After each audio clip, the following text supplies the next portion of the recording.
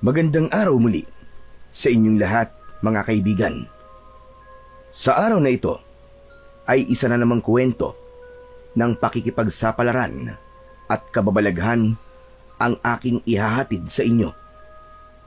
Ito ay kwento ni Poldo, isang binata na isinama ng kanyang lolo sa trabaho niya sa mansyon ng isang kilalang tao, si Senyor Artemio. Sa mansyon na yun ay naging bahagi siya ng kusina bilang isang kusinero, katulad ng kanyang lolo Silverio. Sa pamamalagi niya sa mansyon ay hindi niya inaasahan na meron siyang matutuklasang lihim at mapipili din siya ni Senyora Rosenda, ang asawa ni Senyor Artemio, upang pagtiwalaan at hinga ng tulong dahil sa kanyang sitwasyon. Ano nga ba ang tulong na hinihingi ng senyora na may kinalaman sa kanyang pagiging bilanggo sa mansyon? Ano ang mahalagang papel na gagampanan ni Poldo? Paano matutulungan ng binata si Senyora Rosenda sa napakalaki nitong problema? Mga kaibigan, masasagot ang mga tanong na yan sa kabuuan ng kwentong aking ibabahagi sa inyo. Ngunit bago ang lahat, mga idol, huwag po nating kalimutang mag-subscribe, mag-like, at i-hit ang notification bell sa aking mga YouTube channel na The Voice Addict at Apong Isaak para sa mas marami pang makapigil hininga na kwentong aswang at katatakutan mula sa mundo ng kababalaghan. Umpisahan na po natin ang kwento. Ako si Poldo. Pagluluto ang hilig ko. Natuto ako sa aking lolo Silverio. Isa siyang kusinero sa mansyon ng pamilya Del Chiero. Isang beses sa isang linggo ay umuuwi si lolo sa maliit naming bahay. Isang gabi lang siyang namamalagi roon at kinabukasan ay kailangan niyang bumalik sa mansyon upang doon ay magtrabaho. Pero hindi maganda ang pakiramdam ni Lolo Silverio ng araw na yon. Ay nako, iabot mo nga sa akin yung sombrero ko, apo. At kailangan ko nang umalis. Po, sigurado po ba kayo na kaya po ng katawan nyo? Sabi niyo po kasi nangihina kayo at para po kayo nahihilo. Huwag kang mag-alala. Kaya ko ang sarili ko. Pero Lolo Silverio, baka kung mapaano po kayo ha. Mamaya niyan habang nagluluto kayo sa mansyon, baka kung ano po mangyari sa inyo. Masubsob po kayo sa niluluto nyo. May puro ka namang kalokohan. May mga katulong naman ako doon. Hindi lang ako nag-iisang kusinero doon. Aba, kahit na po. Pero sa inyo pa rin nakatoka masiselang trabaho sa kusina, di po ba? Dahil kayo ang pinagkakatiwalaan sa kusina ng mansyon. Yun na nga Kaya hindi pwedeng hindi ako bumalik doon. Tsak nahahanapin ako ni Senyor Artemio. Lolo, ano kaya kung samahan ko po kayo? Wag na. Maaabala ka lamang. Hindi, Lo, okay lang. Wala pa naman akong gagawin Wala pa naman po ako napapasukang trabaho. Kaya tutulungan ko na lang po kayo sa trabaho niyo sa mansyon. Pwede rin naman. Siguro sasabihin ko na lang sa mayordoma, si Marcela. Kapag aprobado kasi sa kanya, aprobado na rin kay Senyor. Aba, malakas pala kayo kay Manang Marcela. Aba, oo naman. Matagal na rin yung nagtatrabaho doon Kaya kami ang nagkakaintindihan. Paano po, Lo? Sasamahan ko na po kayo para naman malaman ko rin ang mga ginagawa niyo po sa mansyon. O sige. Ayusin mo na mga gamit mong dadalhin. Baka hindi ka lang isang araw doon. Mamaya magtuloy-tuloy na ang pagtatrabaho mo doon pag sinuwerte ka. Mas mainam po yun, Lo. Dahil magkakasama na po tayo sa trabaho. Inayos ko ang mga dadalhin ko upang sumama na kay Lolo sa pagbabalik niya sa mansyon. Maliit pa ako nang huli akong nakarating doon. Sa pagkakatanda ko, ay edad 10 lamang ako. Ngayon ay 21 na ako. Ngayon pa lang uli ako babalik doon. Inilagay ko ang isang bag at ilang kong gamit at ilang pambagay na mahalaga sa akin. Saglit pa ay handa na ako para sumama kay Lolo. Okay na po ako, Lo. Ready na po ako. Abay, tara na. At baka nag-aalala na si Marcela dahil wala pa ako.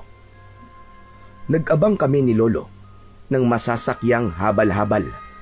Yung kasi ang madalas na sasakyan sa lugar namin. Lalo na't hindi naman kagandahan ang daan. Kaya naman, motorsiklong habal-habal ang madalas na bumabiyahe. Ilang minuto kaming nag-abang ni Lolo at nang may dumaan ay sumakay na kami. Umaabot din sa kulang na 1 oras ang biyahe hanggang sa makarating kami sa mansyon ng mga Deltiero. Dahil bata pa ako nang huling magpunta doon, kaya muli ay nakaramdam ako ng paghanga nang makita ko ang kagandahan ng buong mansyon. Kilala si Senyor Artemio bilang isang maharlika, kaya maimpluwensya na tao ang mga kakilala at kaibigan niya. Marami siyang ari-arian, lupang sakahan, palaisdaan at imbakan ng mga ani sa bukid. Kilalang mayaman at makapangyarihan ang mga Deltiero. Tumuloy kami ni Lolo Silverio sa kusina. Agad naming nasalubong si Aling Marcela na tila natataranta na. Ay naka, salamat naman at dumating ka na, Tata Silverio. Abay, kanina pa ako kinakabahan. Bakit ka naman kakabahan, Marcela? Ano ka ba? May handa ang magaganap mamayang hapon. Nag-aalala ko na baka hindi ka dumating, pambihira ka. Bakit naman hindi? Oh, tignan mo, nandito na ako ngayon. Kaya wag ka nang mataranta dyan. Kaya nga, salamat talaga. At teka, sino naman itong kasama mo, binata? Ano ka ba, Marcela? Hindi mo ba nakikilala ang apo ko? Aba, yan na ba si Poldo? Oo naman. Tignan mo nga naman, binatang-binata na pala itong apo mo. Mano po, Manang Marcela? Kawa ka na Diyos iyo. Bakit mo naman siya isinama dito? Nag-aalala sa akin. Kasi nga ay masama ang pakiramdam ko kagabi pa. Sabi niya sasamahan niya ako. Tutulungan na rin sa trabaho ko. Mapilit, kaya pumayag na ako. Teka, pwedeng dito na lang siya. Anong pwedeng dito na lang siya? Magtrabaho dito sa pansyon. Kailangan ng katuwag dito sa kusina.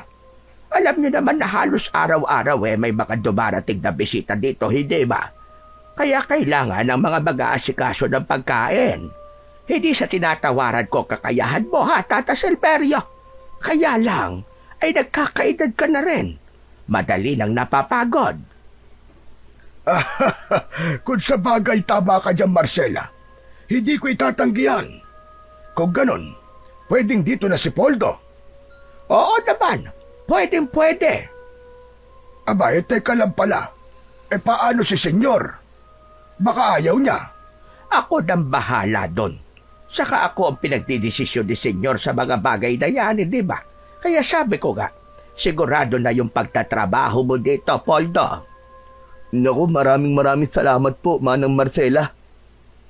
Saka para maturuan ka na rin ng lolo mo. Nakikita ko kasi na ikaw ang hahalili sa kanya para magluto dito sa mansyon. Okay lang ba sa'yo? Aba, opo naman. Saka, hilig ko po talaga ang pagluluto eh. Di mainam kung ganon. O, Tata Silverio, samahan mo na si Poldo sa kwarto niyo para mailagay na mga gamit niyo roon. Hindi ko na siya isasama sa ibang tauhan. Doon na lang siya sa kwarto ba? Wala problema doon, Marcela. Mas mainam nga na magkasama kami nitong apo ko. Nagtungo kami ni Lolo Silverio sa kanyang kwarto upang iwan doon ang dala naming mga gamit. Ibinaba lamang namin yon at bumalik na kami sa kusina. Bukod kay Lolo, ay may iba pa siyang kasama sa pagluluto. 2 tao yon, isang babae at isang lalaki. Sila pala ang katulong ni Lolo sa mga trabaho sa kusina. May ngiti na binati ako ng mga yon. Kaya ginantihan ko rin sila ng ngiti. Sila ang makakasama ko sa aking bagong trabaho, bukod kay Lolo Silverio. Halika, Poldo. Dito ka sa paghihiwa ng mga gulay. Yakang-yaka ko po yan, Lo. Nakita ko sa isang malaking mesa ang sari-saring sariwang gulay. Halos lahat yata ng klase ng gulay ay naroon. O sige na, umpisan mo na. Lo, hihiwain ko po ang lahat ng yan? Hindi. Talagang dyan lang yan nakalagay. Kukuha ka lamang ng kailangan mo. Kaya lang, ngayon, mukhang marami-rami tayong lulutuin. May darating po bang mga bisita, Lo? Oo, kaya nga nag-aalala si Marcela kanina eh. Akala niya hindi ako darating. Dumampot na ako ng mga gulay na kailangan kong hiwain. Sinabi rin sa akin ni Lolo kung paanong hiwa ang kailangang gawin sa mga gulay. Base yun sa uri ng luto. Kayang-kaya ko na po to, Lo. Alam ko naman yun, Apo. Mana ka yata sa akin. Madaling matuto. Oo naman po.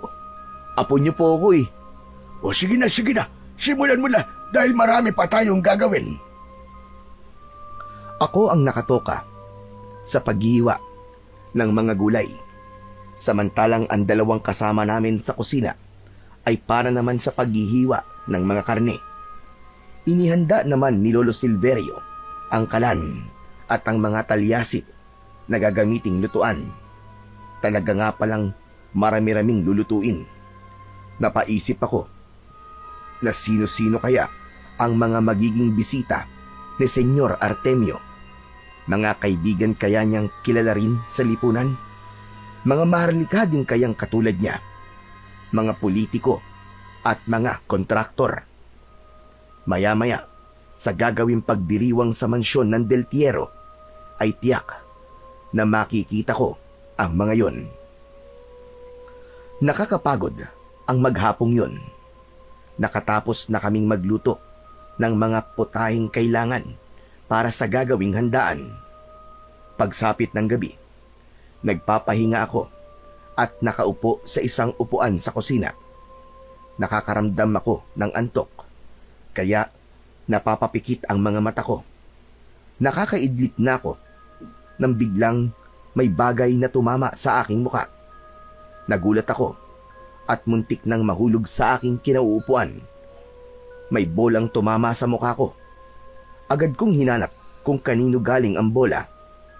Isang batang lalaki ang nakita ko na tila natatakot lumapit sa akin. Alam kong siya ang nakatama sa akin.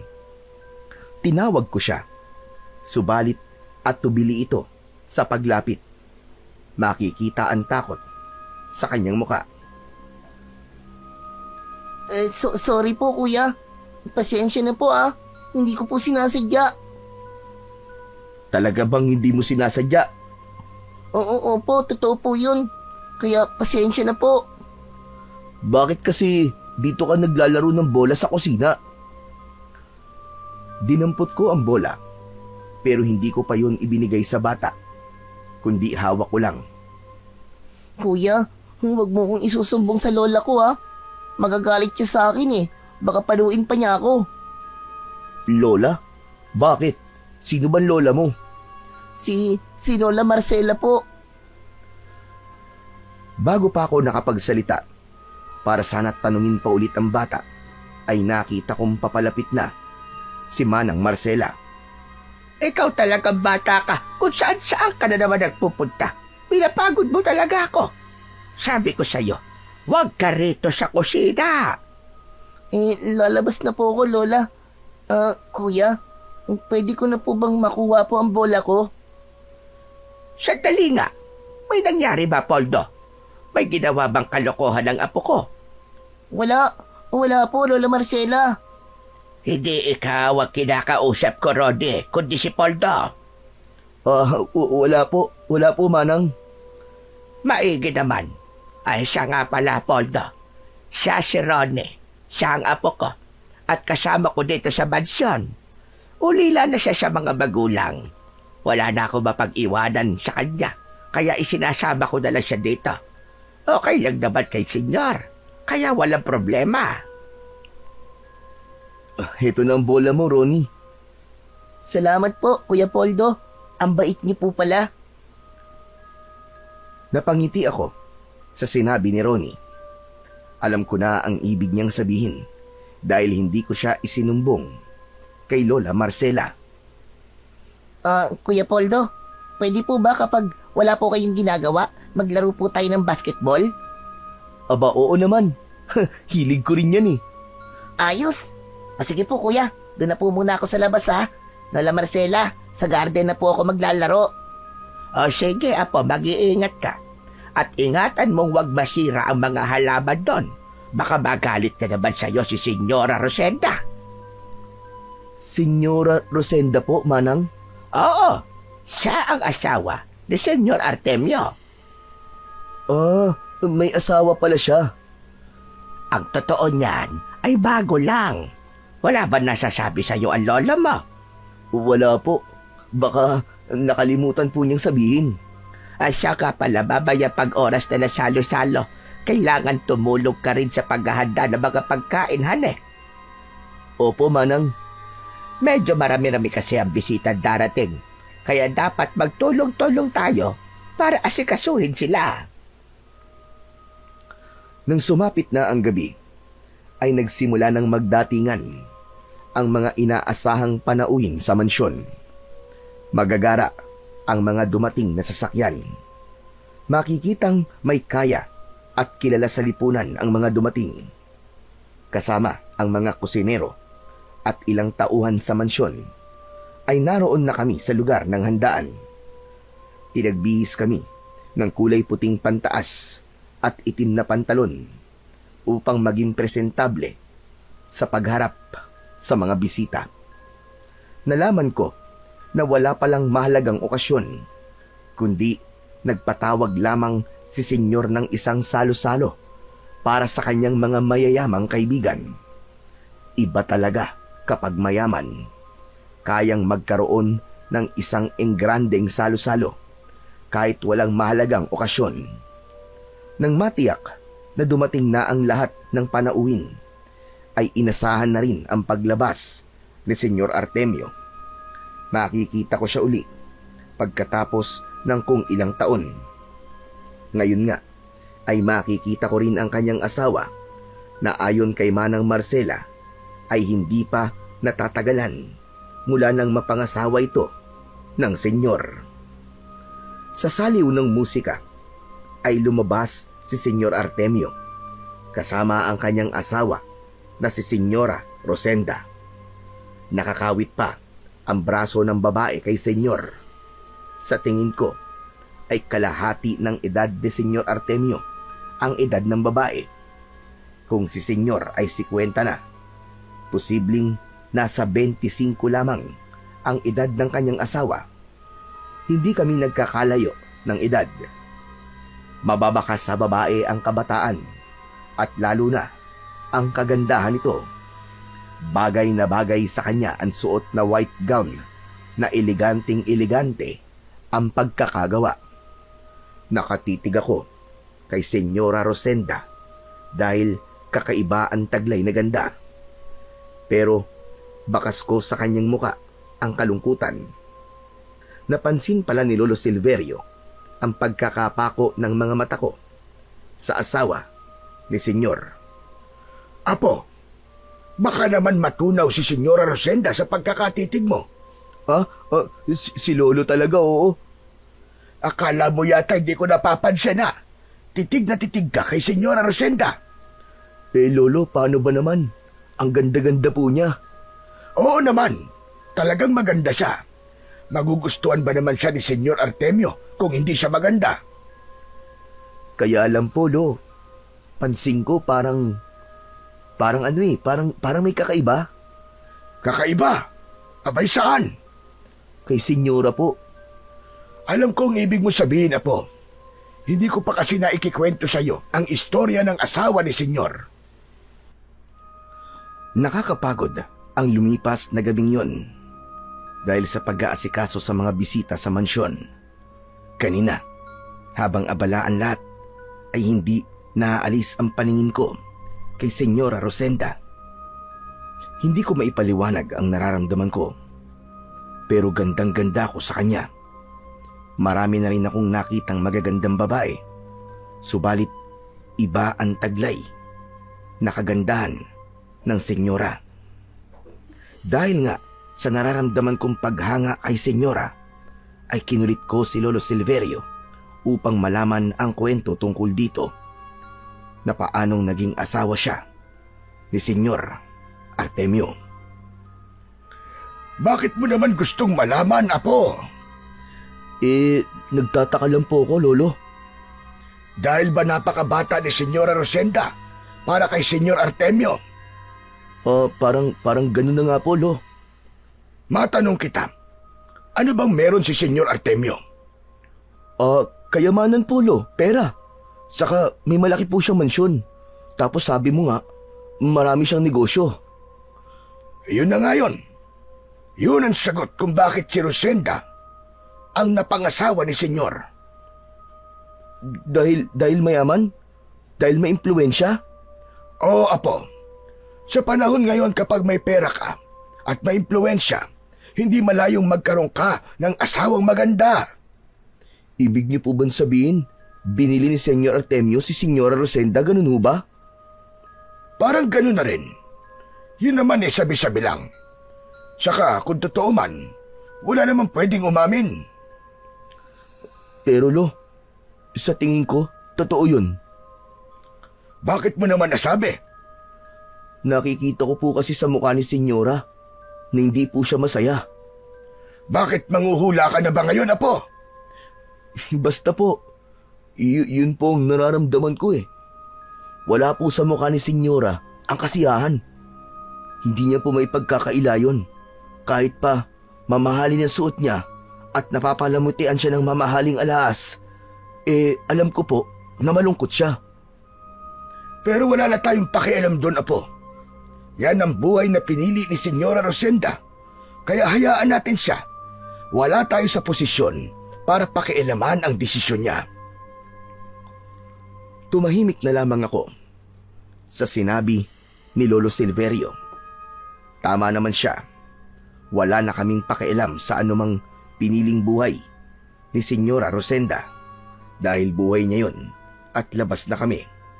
Kaya nga lang, nakakaramdam ako ng awa sa kanya. Isa pa, may kakaibang damdamin na ibig ko mawala sa dibdib ko. Humahanga talaga ako kay Senyora Rosenda. Pero alam kong hanggang paghanga lamang ang pwede kong gawin at wala nang iba pa. Kaya kung anuman ang nararamdaman ko, hanggang tingin at paghanga lamang yon. Hindi na maaaring humigit pa dahil magiging malaking problema. Dahil na malagi na ako sa mansyon, tuwiran na akong naging parte ng mga tagapagluto. Kaya madalang na kaming umuwi ng bahay ni Lolo. Kapag may mga ekstrang oras at walang mga magaganap na handaan sa mansyon, ay madali lamang ang aming nagiging trabaho. Kaya nagkakaroon ako ng pagkakataon para makipaglaro kay Ronnie. Buti na lang, konti lang ang gagawin niyo, Kuya Poldo. Nakapaglaro tayo ng basketball. Oo nga eh. Ang husay mo pala maglaro, Kuya, no? Hindi naman masyado. Hindi, mahusay ka, Kuya. Ang galing mo mag-shoot eh. Kada tira mo, pasok. 3 points. Kaya mo rin yun. Basta, lagi ka lang magpa-practice.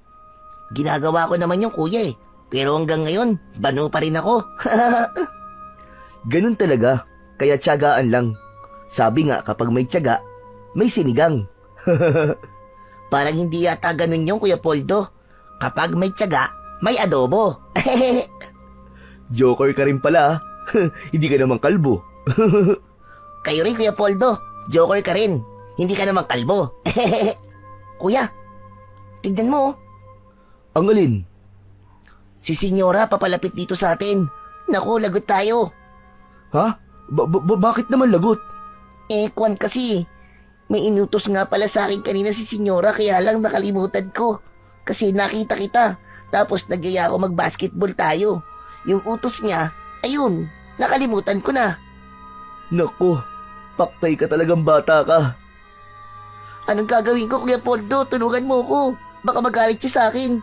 Tapos isusumbong pa ako kay Lola Marcela. Lalo akong delikado nito. Baka maagupit ako ng pamalong patpat ni Lola. Teka, parang nagkakasarapan yata ang kwentuhan niyo, Ronnie. Senyora, ano po, pasensya na po. Sorry na po talaga. Pasensya na po. Hindi na po mauulit. Teka lang, Ronnie. Anong ginagawa mo? Bakit may paluhod-luhod ka pang nalalaman? Kasi nga po, may kasalanan po ako sa inyo eh. Hindi ko pa po nagagawa yung ipinag-uutos nyo sa akin. Sorry na po, Senyora. Hindi ko pa po nalinisan yung garden eh. Yun lang ba? Hindi bali. Pwede pa naman yun mamaya, di ba? O kaya bukas. Teka, hindi po kayo nagagalit sa akin? Ano ka ba? Hindi. Saka humingi ka na ng sorry sa akin, di ba? Kaya okay na yon. Basta ha, promise mo, gagawin mo yung ipapagawa ko. Opo, Senyora, promise po. Gagawin ko na po. Lilinisan ko na po yung garden. Siya nga pala. Bago ka lang dito sa mansyon, di ba? Bagong kusinero ka ba? Opo, senyora. Apo po ako ni Lolo Silverio. Poldo po ang pangalan ko.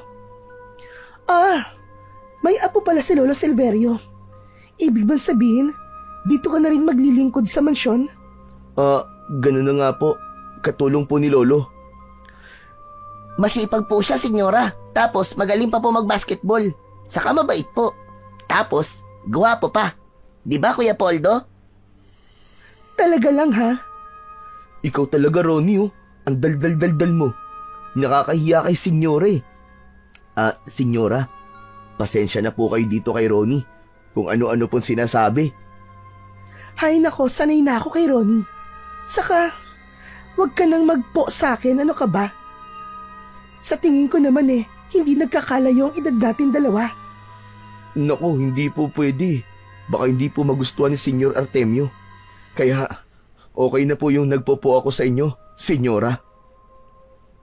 Sige, ikaw ang bahala. O paano? Maiwan ko na muna kayo ha? May kailangan pa akong gawin. Sige po, senyora. Sana, Poldo, hindi ito ang huli nating pag-uusap. Senyora? Bahagya akong natulala sa sinabing yon ni Senyora Rosenda. Naging palaisipan yon sa akin. Lumakad na papalayo ang senyora. Pero nakasunod pa rin ang tingin ko sa kanya. Ayos ka lang ba, Kuya Ronnie? Huy, Kuya Ronnie. Natulala ka na riyan ah. Ha? Kuwan kasi. Ano ba nangyayari sa'yo? Siguro, nagagandahan ka kay Senyora, no? Kung sa bagay, maganda naman talaga siya. Tapos ang bait-bait pa niya. Kasi hindi siya nagalit sa akin kahit hindi ko nagawa yung inutos niya sa akin. Habang nag-uusap kami ni Ronnie, ay siya namang pagdating ni Manang Marcela. Iba ang pagkakapukol ng tingin niya sa akin. Poldo, paalala lamang. Konting ingat sana. Saka, lumugar ka. Sa dapat mong kalagyan. Manang Marcela, bakit po? Mas mabuti yung habang maaga ay alam mo kung saan ka dapat lumugar. Oo naman po. Para din yun sa'yo. Hoy, Randy, halika na. Sumunod ka sa akin at may ipapagawa ako sa iyo. Opo, Lola. Kuya Ronnie, sasama na muna ako kay Lola. Iniwan na ako ni Manang Marcela at Ronnie. Lalo lang akong napaisip dahil naman sa mga sinabi ni Manang Marcela. may laman ang kanyang binitiwang salita. Dahil siguro sa nakita niyang kausap ko si Senyora Rosenda. Pero tama siya. Kumilos ako kung ano ang nararapat. Hindi ko dapat makalimutan na tagapaglingkod lamang ako sa kusina kasama ang lolo ko. Hindi doon natapos ang mga sinabi ni Manang Marcela. Dahil nang magkaharap kami ni Lolo Silverio, ay siya naman ang may mga tanong sa akin.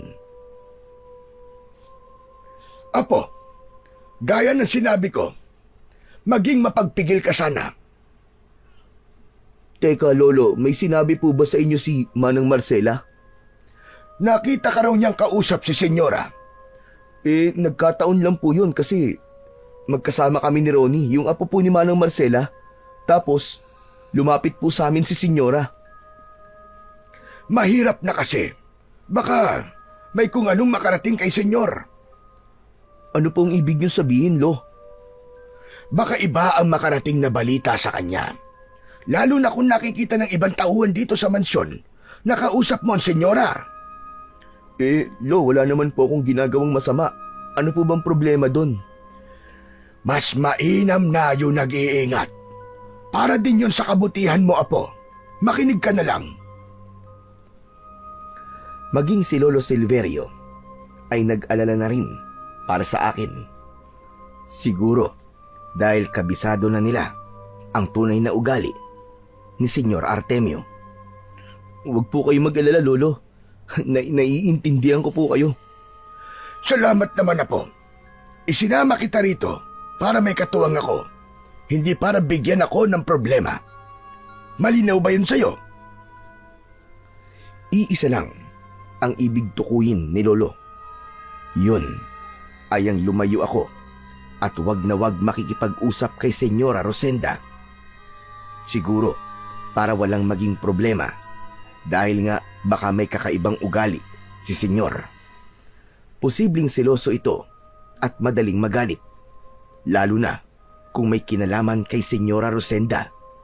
Kaya pinag-iingat lamang ako ng aking lolo. Ikalimang araw ko sa mansyon. Maagang natulog si Lolo Silverio.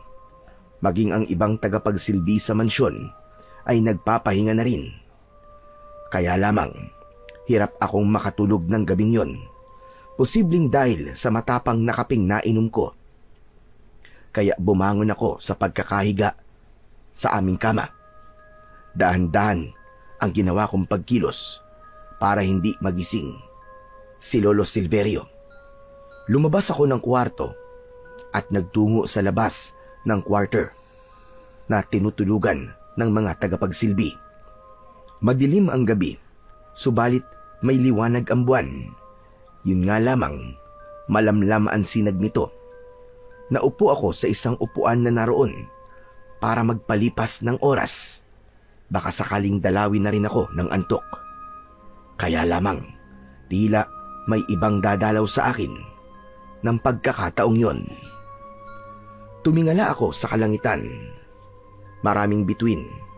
Naaaliw akong panoorin yon, lalo na ang mga posisyon ng mga bituin sa langit. Lumipas pa ang mga oras nang makaramdam ako ng kakaibang pagaspas. Wari hampas yun ng malalaking pakpak. Kaya iginala ko ang aking mga mata upang hanapin ang pinanggagalingan ng mga pagaspas na yon. Subalit wala akong makita. Tumayo ako at naglakad-lakad. Pilit kong hinanap ang pinanggagalingan. Ngunit wala pa rin akong matanaw na kahit na ano. Hanggang sa may marinig akong ingay na tila ba may bumagsak o isang bagay na nabangga. Nag-alala ko na baka may kung sinong nakapasok sa mansyon. Kaya pinuntahan ko ang pinagmumulan ng ingay na narinig ko. Mabilis ang ginawa kong paglapit para mahuli kung sino man yon. Wala pa rin akong nakita. Napakamot ako ng ulo dahil naisip ko, sayang lang ang oras ko. Wala naman pala akong makikitang anuman. Pabalik na ako ng quarters nang may naaninag akong anino na nagkukubli sa makapal na halamanan. Akmang lalapit sana ako nang bigla itong lumabas sa pinagkukublian at tumakbo. Hinabol ko yun, kaya lamang mabilis ang kilos. Tao? May nakapasok na tao dito sa loob ng mansyon. Susundan ko siya. Tsak nandito pa rin yun. Mataas ang bakod na nakapaligid sa mansyon na to. Hindi kaagad yun makakalabas. Naglakad-lakad ako at hinanap kung saan maaaring magtungo ang aninong nakita ko. Pinagmasdan ko ang mga pader sa mansyon. Masyadong mataas para makatakas ang sinumang pangas na pumasok. Kaya lamang, wala talaga akong makita. Anak ng... Asan kaya yun? Saan kaya nagtago yun? Imposible namang bigla na lang yun mawawala. Nakapagtataka naman. Patuloy kong iginala ang aking mga mata sa paligid-ligid. Subalit wala talaga akong makita. Kaya nagdesisyon na akong bumalik sa kwarto. Nakakaramdam na rin ako ng antok. Kailangan ko nang matulog. Kaya lamang may tumawag sa akin. Si Manang Marcela yon. Gising ka pa, Poldo. Abay, malalim na ang gabi ah. Hindi po kasi ako dalawin ng antok kanina, Manang Marcela eh. Kaya naisipan ko pong lumabas muna ng kwarto at maglakad-lakad. Para magpahangin po. Matulog ka na. Bukas ay marami pa tayong gagawin. Manang, teka. May naramdaman din po ba kayo kanina nung nandito po kayo sa labas? Naramdamang ano? May mga pagaspas po kasi ako narinig kanina.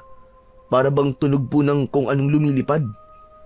Pagaspas po ng malalaking pakpak. Tapos kanina lang may nakita po akong anino na tumakbo. Pero hindi ko na po inabutan eh. Ano bang mga sinasabi mong bata ka? Manang, totoo po yun. Hay nako. Baka naman namamalikmata ka lang. O guni-guni mo lang yung narinig mo at nakita. Pero imposible po eh. Saka gising na gising po ako. Pero wala akong narinig o naramdaman na kahit na ano. Wala rin akong nakita gaya na sinasabi mo. Pero totoo po ang sinasabi ko sa inyo, Manang Marcela. Naisip ko nga po na baka may nakapasok po dito sa mansyon eh. Pambihira. Sa taas ng bakod dito, mahirap makapasok ang kahit na sino. Yun nga po ang iniisip ko eh, kaya nagtataka ako. Dahil wala naman po ako nakita nung sundan ko po yung aninong sinasabi ko sa inyo. Hay nako. Mabuti pa'y matulog ka na lang. Kalimutan mo na kung ano man yung naramdaman at nakita mo. Sabi ko nga sa iyo, baka guni-guni mo lang iyon. Hindi ko alam kung nagkukunwari lang si Manang Marcela na wala talaga siyang naramdaman o nakitang anuman. Dahil sigurado ako sa lahat ng mga sinabi ko sa kanya, wala ring dahilan para gumawa ako ng kwento sa kanya. Kinabukasan ay ipinaalam ko kay Lolo Silverio ang mga naging karanasan ko ng gabing lumipas. Huwag mo nalang pansinin yun na po. Baka tauhan lang dito sa mansyon yung narinig at nakita mo. Pero Lo, ba't kailangan magtago pa siya, di ba? Ewan ko. Baka trip lang niya. Si Lolo talaga, oo. Apo, kung may nawala o may nangyaring hindi maganda dito sa mansyon, tsak namang ipapaalam nila sa atin. Pero wala naman, di ba? Kaya ibig sabihin, walang dapat ipag-alala at ikabahala. Walang nawala at walang masamang nangyari dito sa loob ng mansyon. Napaisip ako na tama rin naman si Lolo Silverio. Kung may hindi magandang pangyayari, malamang ipinaalam na sa amin yon para mag-ingat. Kung may nanakaw naman, tiyak sasabihin rin sa amin yon at posibleng ang mapagbintangan pa kami. Kaya lamang, walang masamang balita na ipinaalam sa amin. Pero hindi na maalis sa isip ko ang tungkol sa pangyayaring yon. Kapag ganung walang mga mahahalagang handaan sa mansyon, ay obligado kaming gumawa ng ibang bagay. Kaya si Lolo Silverio lamang ang naiwan sa kusina, kasama ang ilang mga tagapaglingkod sa mansyon. Samantalang sinabihan ako ni Manang Marcela na tumulong muna sa pag-aasikaso ng hardin dahil marami ng damo ang tumutubo. Kailangang bunutin ang mga yon at ayusin ang ibang halaman. Madali lang naman yon dahil sanay din ako sa gawain sa bukid. Kaya sinimulan ko ng ayusin ang mga halaman na naroon. Binawasan ko ng mga dahon ang halamang may makakapal na dahon at inalis ang mga sangang natutuyo na. Abala ako sa pag-aasikaso ng mga halaman nang maramdaman ko na may lalaking lumapit sa akin. Huminto siya at tumayo sa aking harapan. Iniangat ko ang aking ulo para tignan kung sino ang lalaking nasa harapan ko. Muntik na akong mapatihaya nang makita kong si Senyor Artemio pala ang nasa harapan ko. Agad akong tumayo at nagbigay ng galang sa kanya. Magandang araw po, senyor. May kailangan po ba kayo sa akin? Wala naman. Nakita ko lang na abala ka sa ginagawa mo, kaya nilapitan kita. Ikaw ba ang apo ni Tata Silverio? Opo, senyor. Ako nga po. Poldo po ang pangalan ko. Maaasahan ang lolo mo, Poldo. Matagal na siyang nagsisilbi dito sa mansyon. Opo, senyor. Sa pananatili niya rito ay naging tapat siya at wala akong naging problema sa kanya. Ngayong nandito ka na rin, gusto kong maging katulad kanya. Walang binibigay na problema. Opo, senyor. Makakaasa po kayo. Hindi ko rin po ipapahiya ang lolo ko. Mabuti naman kung ganon. Mabuti na't nagkakaintindihan tayo. Opo, senyor. O sige na, ituloy mo na ang ginagawa mo. Pagbutihan mo, Poldo. Umalis na sa harap ko si Senyor Artemio. Tumalikod na siya at sinundan ko siya ng tingin. Hindi naman siya galit sa akin habang kausap ako. Subalit ramdam ko na may ibig ipahiwatig ang kanyang mga sinasabi. Pero syempre, gaya ng aking ipinangako, hindi ko bibigyan ng kahihiyan ang lolo ko. Kaya lamang, tila ang problema ang siyang gustong lumapit sa akin. Pinagsabihan na ako ni Lolo Silverio at nagbabala na rin sa akin si Manang Marcela. Kaya lamang, nang minsang wala akong ginagawa, ay lumapit na naman sa akin si Senyora Rosenda. Saglit niya akong kinausap, pero sinikap kong umiwas na lang. Kaya nga lamang. Natatakot ka ba sa akin, ha, Poldo? Po, kwan po.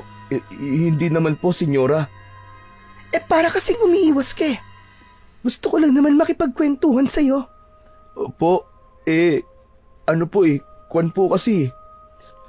Alam mo, sa mga narito sa mansyon, ikaw lang ang halos kasing edad ko. Kaya nga, mas gusto kong ikaw ang kausap ko. Dahil komportable ako. Kung sa bagay, tama naman ang senyora. Dahil nga hindi naman nagkakalayo ang aming edad. Malamang, marami kaming mapagkakasunduan sakaling makapag-uusap kami. Pero hindi pwedeng magkausap kami ng matagal. Maraming matang maaaring makakita sa amin. Posibleng pag-isipan rin ako ng hindi maganda. Kaya kailangan kong dumistansya na lamang kay senyora. Nako, senyora. Sorry po talaga. Kung wala kang ipapagawa sa akin, may pupuntahan lang po ako. Umiiwas ka nga sa akin, Poldo. Natatakot ka ba? Kanino? Kay Artemio? Senyora, mas mainam na po yung lumayo na lang po ako. Akala ko pa naman, ikaw ang maaasahan ko. Napatitig ako kay senyora. May naramdaman akong kakaiba sa kanyang sinabi. Nanuot yun sa damdamin ko. Nasaktan siya. Teka, bakit po, senyora? Ikaw lang kasi ang maaari kong hinga ng tulong. Po, Ano pong ibig niyong sabihin, senyora? Alam kong maling makipag-usap pa ako at tumagal ang aming pag-uusap ni senyora. Kaya lamang nagkaroon ako ng interes sa kanyang gustong sabihin. Subalit bago pa may masabi si senyora ay nakita kong lumapit sa akin si Manang Marcela. Poldo, kailangan ka ng lolo mo sa kusina. Ay, senyora, pasensya na ho kayo. May dapat pong gawin si Poldo. Tutulungan niya po ang kanyang lolo. Sige na, Poldo. Pumunta ka na sa kusina. Sumunod na ako kay Manang Marcela. Naiwan si senyora. Gusto ko sanang lingunin siya. Ramdam ko ang pagkadismaya niya nang makitang biglang dumating si Manang Marcela. Habang papunta ko sa kusina, ay paulit-ulit na bumabalik sa isipan ko ang sinabi sa akin ni senyora. Para bang umi-echo yun sa aking alaala. Nabanggit ng senyora na ako lang ang maaasahan niya para hingan ng tulong. Kaya napaisip ako, may problema si senyora, kaya lang wala siyang ibang mapagsabihan sa mga naroon sa mansyon. Kaya sa akin niya lang yun ibig sabihin. Ako ang nais niyang pagkatiwalaan. Hindi ko alam kung dapat ko bang sabihin kay Lolo Silverio ang tungkol sa bagay na yon. Kaya sinarili ko na muna ng magdamag. Palaisipan kasi sa akin ang tungkol doon. Hanggang nakabuo ako ng desisyon na wag na lang ipaalam kay Lolo Silverio. Mas mainam na sa akin na lang muna. Naisip ko na kung sasabihin ko kay Lolo Silverio ay baka hindi na ipaalam sa akin ng senyora. Posibleng sabihin din yon ni Lolo kay Manang Marcela. Tiyak makakarating yon kay senyor. May hinala akong merong kinalaman sa pananatili ni senyora sa mansyon, ang bagay na nais niyang ihingi ng tulong. Sa ilang linggong pamamalagi ko sa mansyon, ay hindi ko nakikitang magkasama si Senyor Artemio at Senyora Rosenda. Maliban lang sa handaan na nangyari kung saan ay magkasama silang humarap sa mga bisita. Maging sa pagkain ay hindi magkasama ang mag-asawa. Nakikita kong hinahatiran ng pagkain ng ibang tagapagsilbi ang senyora sa kwarto nito. Samantalang si Senyor Artemio ay kumakaing mag-isa sa komedor. Hanggang ang mga pagtataka kong yun ay unti-unti na nagkaroon ng linaw. Kuya Poldo, may sasabihin sana ako sa iyo eh. Pero mag-promise ka muna sa akin na wala kang ibang pagsasabihan. Ha? Oo, sige, promise. Wala akong pagsasabihan. Ano ba yun, Ronnie? Halika, lumapit ka sa akin, kuya. Ibubulong ko sa iyo. Ha? Ikaw talaga. Gusto mo pang ibulong sa akin? Kasi nga, baka may ibang makarinig eh. Baka mamaya chismis lang yan, Ronnie, ha? Mapipitik talaga kita sa ano mo. Sige ka. Kuya Poldo, ang dami mo kagad sinasabi. Hindi mo pa nga naririnig. Ano nga ba yun? Inilapit ko kay Ronnie ang aking tenga para ibulong niya sa akin kung ano ang nais niyang ipaalam sa akin. Nanlaki ang mga mata ko at hindi ako makapaniwala sa sinabi sa akin ng bata. Uy, Ronnie, huwag kang gumagawa ng kwento, ha. Delikado yan. Mamaya i-fake news yan eh. Kuya, hindi to fake news. Kasi nga, nakita ko at narinig ko sa kanila. Kaya, totoo ang sinasabi ko, kuya. Kung saan-saan ka kasi nagpupunta, kaya hayan. Kung ano-ano naririnig mo. Hindi ko naman sinasadya yun, kuya eh. Nagkataon lang talaga na narinig ko. Hindi pa rin ako makapaniwala. Dapat maniwala ka, kuya, dahil totoo yun. Kuya, aalis na muna ako. Baka may ipapagawa sa akin si Lola Marcela eh. O sige, Ronnie. Yung usapan natin, kuya, sabi ko sa atin lang yun. Oo, huwag ka mag-alala. Hindi makakalabas yun. Sa atin lang yun. Wala na si Ronnie, pero ang sinabi niya ay tumatak sa isipan ko. Hindi yun basta maaalis, lalo na't may kinalaman yon kay Senyora Rosenda. Ngayon ko napagtanto at napag-ugnay-ugnay ang sinabi sa akin ni Senyora at ang ibinulong ni Ronnie. Ayon kay Ronnie, ay narinig niya na nag-aaway sina Senyora Rosenda at Senyor Artemio sa kanilang kwarto. Bukod doon, ay sumisigaw at umiiyak ang babae. May mga sugat at pasarin sa kanyang braso at binti si Senyora Rosenda. Yun nga lang, hindi mapapansin dahil laging mahaba ang suot na damit nito na abot sa talampakan. Pero sa mga mata nito ay mapapansin na tila galing ito lagi sa pag-iyak.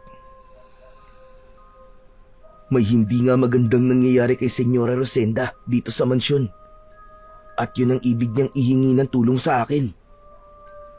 Samantala, ng sumunod na araw, ay nagpasya si Lolo Silverio na umuwi muna ng bahay. Kaya naiwan ako sa mansyon. Hindi niya na ako isinama dahil kailangan ako doon. Sa akin kasi ibinili ni Lolo ang mga dapat gawin. Sabi ni Lolo ay ilang araw din siyang mawawala dahil meron siyang dapat asikasuhin. Dapat din niyang bisitahin ang aming mga tanim na naiwan. Baka daw may iba nang kumukuha at pinakikinabangan ng kung sino. Dahil nag-iisa ko sa kwarto na tinutuluyan namin ni Lolo Silverio, hindi ko inaasahan na may makakapasok ng gabing yun sa kwarto. Ang alam ko'y inilak ko ang pinto bago ako natulog. Subalit may nakapasok pa rin na ibang tao. Patay ang ilaw kapag ako'y natutulog dahil mababaw lang ang tulog ko. Naramdaman ko na may nakapasok sa loob ng kwarto. Sino ka? Ba't nakapasok ka dito sa loob ng kwarto? Paano mo itong nabuksan? Wala akong napakinggang sagot mula sa taong pumasok sa loob ng kwarto. Kinapa ko sa ulunan ng higaan ko ang arnis na inilagay doon ni Lolo Silverio. Sige, subukan mo lang lumapit sa akin at ihahataw ko talaga sa itong arnis na hawak ko. Sino ka ba?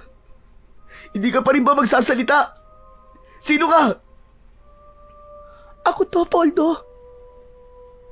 Teka, Senyora Rosenda? Bakit kayo nandito? Anong ginagawa niyo rito? May importante akong sadya sa'yo, Poldo. Naku po, baka malaman ni Senyor na nandito kayo. Patay talaga ako pag nagkataon. Hindi niya malalaman, Poldo. Saka lasing na lasing siya. Kaya bukas pa yung magigising. Maimbingan tulog nun kapag nalalasing eh. Sandali lang, Senyora. Bubuksan ko lang ang ilaw. Hindi na. Mas mahirap kung bubuksan mo pa ang ilaw. Ha? Kasi, Senyora, hindi kasi kita ganun makita eh. Tapos, balot na balot pa kayo ng itim na tela. Hindi rin naman ako magtatagal, Poldo. Huwag ka mag-alala. Pero kailangan po natin ng kahit konting liwanag. Maliit na kandila na lang ang sinindihan ko upang hindi gaanong lumiwanag ang kwarto at hindi yun makaagaw ng pansin. Kahit sa dilim ng gabi ay nababanaag ko ang kagandahan ni Senyora Rosenda. Minsan pa'y may pumintig sa dibdib ko. Iba talaga ang dating sa akin ni Senyora. Hindi ko rin naman kasi kayang pigilan ang paghanga na nararamdaman ko para sa kanya. Pero sabi nga ni na Lolo Silverio, hanggang dun lang yon. Hindi na dapat humigit pa at maghangad pa ako ng iba pang bagay. Senyora, ano bang sadya mo sa akin? Saka, bakit ako pa ang nilapitan mo? Dahil sabi ko nga sa'yo, ikaw lang ang nakikita kong makakatulong sa akin. Hindi kita maintindihan, Senyore. Anong tulong ba ang kailangan mo sa akin? Gusto ko ng kalayaan, Poldo. Kalayaan. Kalayaan? Hindi ka naman nakakulong ah. Malaya kang nakakagalaw dito sa mansyon. Katunayan, nandito ka ngayon sa kwarto ko. Dito sa mansyon, tama ka. Malaya nga ako. Pero ang totoo, isa akong bilanggo. Pero nakakalabas ka naman, di ba? Isinasama ka ni Senyor kapag may mga lakad siya. Tama ka. Dahil kailangan ng mga taong makakaharap niya na makita ko bilang kanyang asawa. Pero bakit sinasabi mong bilanggo kayo? Ano bang tinutukoy nyo? Bilanggo ang buong pagkatao ko, Poldo. Hindi ito ang buhay na gusto ko. Wala akong kalayaang gawin ang gusto ko. Puno rin ng takot ang buong buhay ko. Isang mali kong kilos, maaaring may mangyaring masama sa akin. Pwedeng bigla na lang ako mawala. Lalo na't hindi isang pangkaraniwang tao si Artemio. Ano ba itong mga sinasabi mo sa akin, senyora? Poldo, iniisip mo bang gumagawa ko ng kwento? Ang tanging alam ko lang ay hindi marangya ang buhay na pinagmulan nyo. Mahirap lang kayo samantalang mayaman at isang maharlika si Senyor Artemio. Yun ang naikwento sa akin ni Lolo Silverio. Tama ka. Yun nga ang katotohanan, Poldo. Napilitan akong pakasal kay Artemio dahil sa malaking pagkakautang ng aking mga magulang sa kanya. Sila rin ang tumubos ng aming lupa na matagal nang nakasangla. Kapalit ng lahat ng yon ay ako, ang maging asawa ni Artemio. Kung titignan mo, wala na akong ibang mahihiling pa dahil nasa akin na talaga ang lahat. Pero hindi na susukat sa kasaganaan at kayamanan ang kasiyahan ng isang tao. Kung ganon, senyora, hindi ka masaya? Kailangan mo pa bang itanong sa akin yan? Kung masaya ako, hindi ako lalapit sa'yo. Hindi ako hihingi ng tulong. Pero, senyora, ano bang ibig mong mangyari? Gusto ko na ng kalayaan. Ayoko nang maging bilanggo, Poldo. Maaari ka naman tumakas anumang oras eh. Maaari mong gawin yun. Nakikita ko namang hindi ka pinaghihigpitan lumabas ng mansyon. Basta may kasama ka lang na tauhan niya. Oo nga. Pero hindi ko rin kasi kayang tumakas at magtungo kung saan. Kung sarili ko lang ang iisipin ko, maaari kong gawin yun anumang oras. Kaya lang, hindi ako maaaring maging makasarili. Dahil kapag umalis ako at tumakas, malalagay sa peligro ang buhay ng mga magulang ko. Kung ganun, hawak nila ang mga magulang mo, ganun ba? Tama ka, Poldo. Araw-gabi ay may nagbabantay sa kanila. Kaya sa oras na may gawin akong hindi niya magugustuhan, ang mga magulang ko ang kanyang paghihigantihan. Sila ang sasaktan ni Artemio. Ba kung anong gawin sa kanila? Grabe, ang sama pala niya. Mapagkunwari si Artemio. Puno ng kasinungalingan ang pagkatao niya. Kung sa bagay, hindi yun nakapagtataka. Poldo, mahal na mahal ko ang mga magulang ko. Hindi ko kayang masaktan sila dahil sa akin. Dahil nga sa pagmamahal ko sa kanila, kahit labag sa loob ko, ay pumayag akong pakasal sa taong hindi ko naman mahal. Kahit na kay Artemio, na lahat ng kayamanan, katanyagan at kapangyarihan. Walang halaga sa akin yun. Naiintindihan kita, Senyora Rosenda.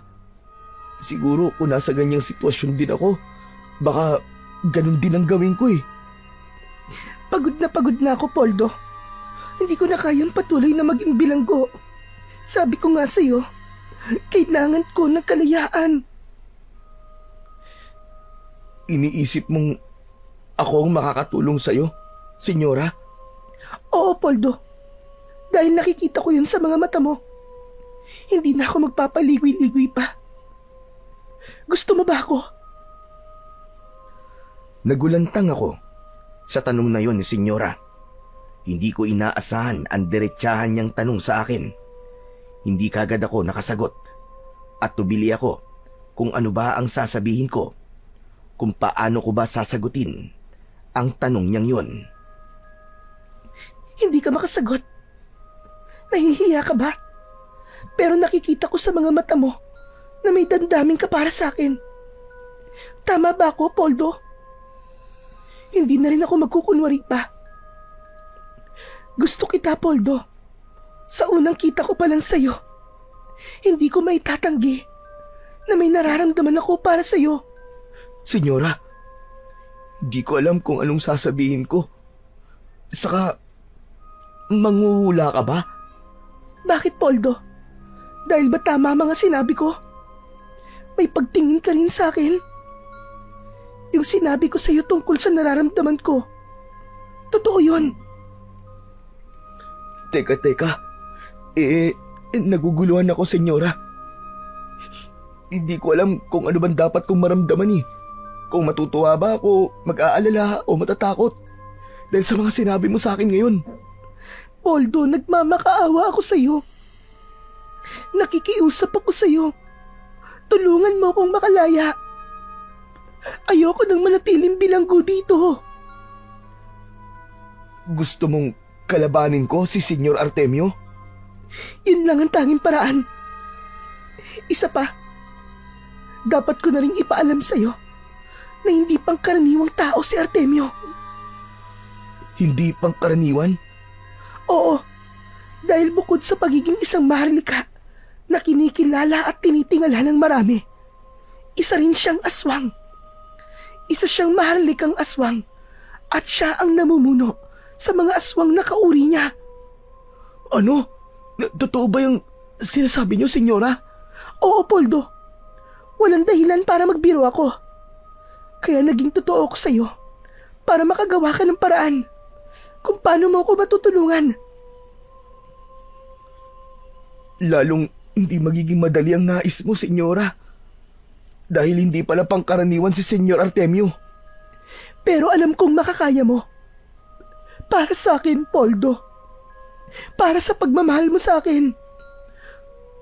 Paano ka magiging malaya sa kanya? Kapag napatay mo si Artemio.